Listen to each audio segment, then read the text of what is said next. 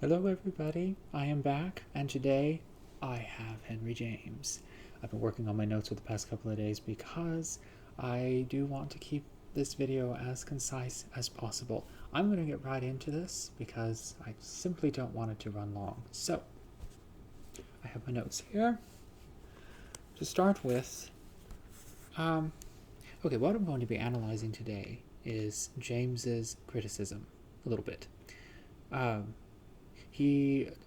I would say his first truly major, his first controversial, first really talked about critical work was his book on Hawthorne.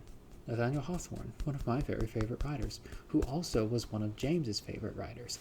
That is significant because Hawthorne he wrote The Scarlet Letter, which is considered to be it's thought to be by a few scholars and analysts the first psychological novel in America.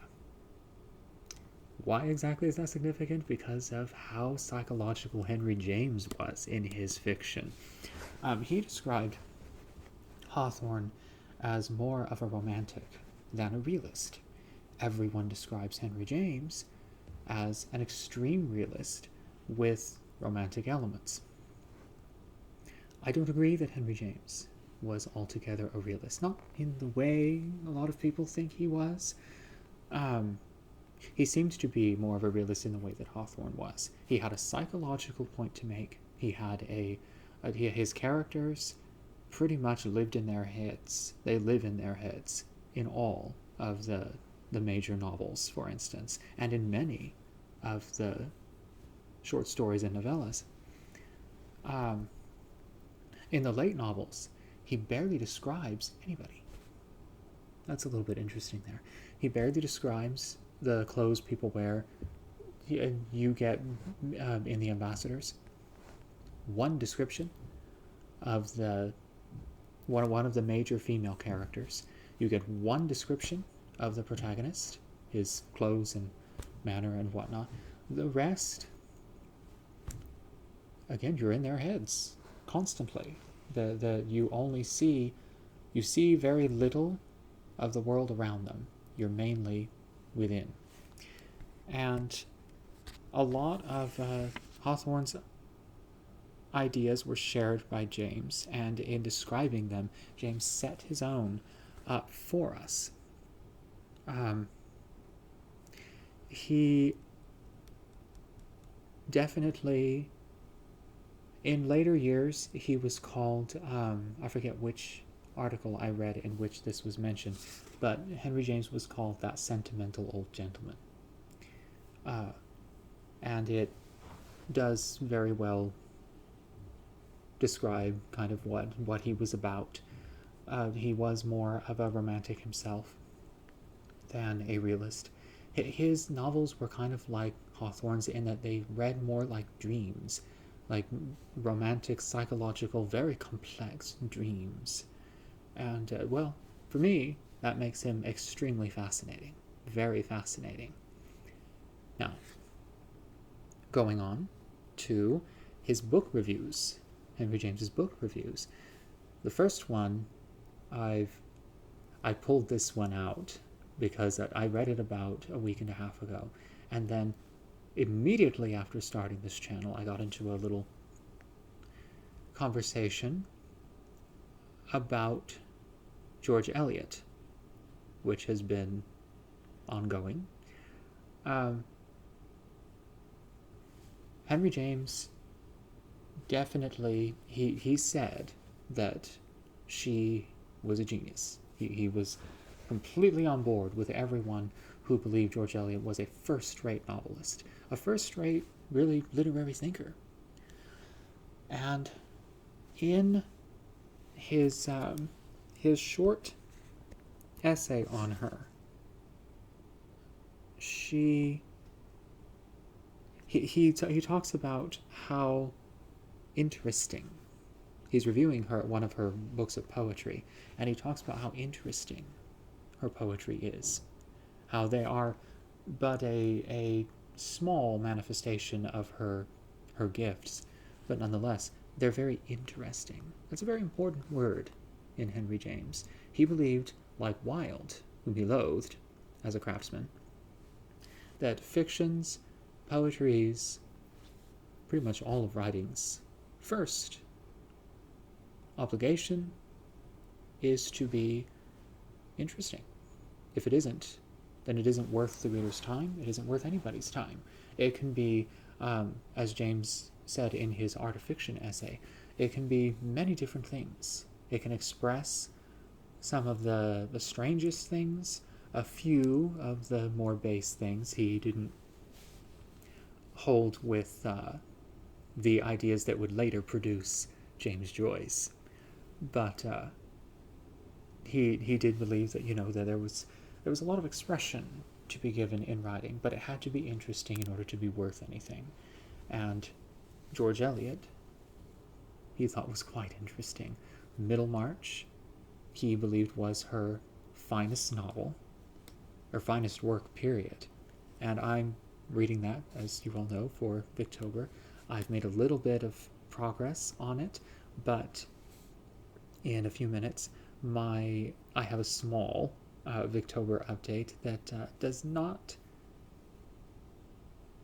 include George Eliot's Middlemarch, but I hope it'll be interesting anyway. And then finally, I chose a piece that he wrote because I am reading Elizabeth Barrett Browning's poetry. I chose a piece on her husband that James wrote. He mentions in this one, at the very end of the essay, the relation between man and woman. And he calls it constringent. That's the specific word he uses. That too is very important for anyone who's trying to understand what James tried to do in his fiction. A lot of the relationships between men and women in his stories are a little bit bitter. In the Beast in the Jungle, he deals with basically what you could say is the unrequited love of a woman for the protagonist, a man. And they're constant back and forth emotionally throughout the story, which ends pretty bitterly. And then there is, of course, the Aspirin Papers, one of my favorites. It deals with, of course, the extreme passion of a man for a poet's work, and the key to his access to those, to the papers, to the Aspirin Papers, is a woman. And he forms relationships with that woman and her niece. I think it is her niece. And both relationships turn out pretty bitter, particularly for him. That's an important thing. It also happens in the Wings of the Dove, where straight out, a man takes advantage of a woman for her money. He does it for another woman, and so this is a very common theme in Henry James. He likes to use men as direct antagonists to women, and yet there's also something else very interesting about Henry James's way of writing both men and women. Virginia Woolf commented on it. He doesn't seem to really differentiate between the two in necessarily a literary sense. If you read any one of the men that James wrote, and then you go to read any one of the women, there's not really much difference. There really isn't. Because all of the aesthetes, including Henry James, were their fiction in every way, and every book they wrote was a piece of their particular sets of beliefs, of their particular sets of predilections and ideas and whatnot. Every character, every phrase, you get a part of the author. And he puts not half of himself into a man and half of himself into a woman. There are large portions of his own psychology that are built into both, and he interchanges throughout. He interchanged throughout his career. Sometimes the women were more expressive or more complex than the men, and sometimes the opposite was true. He seems to do, I wouldn't say full justice to both in his fiction. It seems to me that he seems to invest himself in both. And now, a lot of this has to do with his ideas regarding corruption.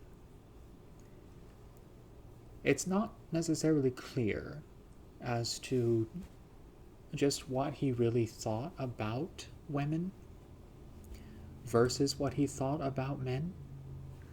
But in literature, he seemed to have this idea that depending on the roots of the woman and the roots of the man, they could be either very conniving, very sharp, and very manipulative, or they could be very innocent.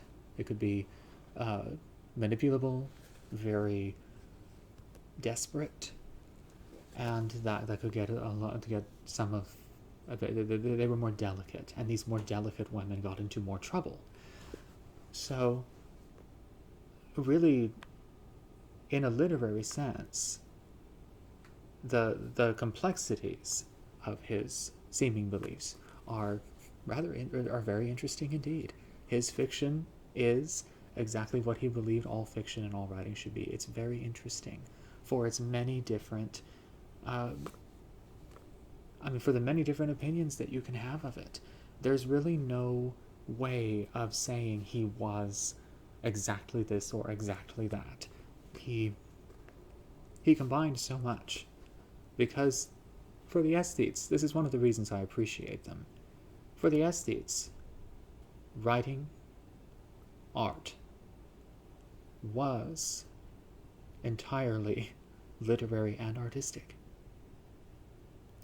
So when they were writing a book, they wrote it with the literary in mind.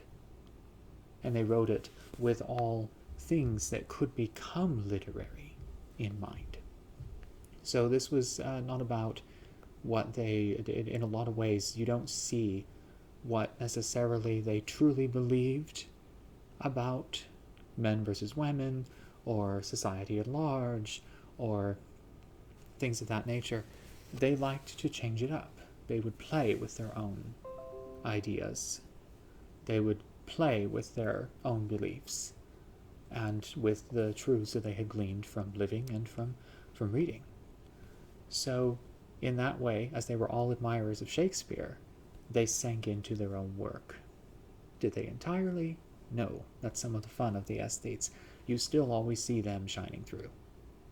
It's strange, because now we are constantly told in the writing world not to simply write ourselves into every book that we author. We are not supposed to base our characters on, at least not entirely, on our own lives, and we are not, that's not considered art, and it hasn't been for a very long time.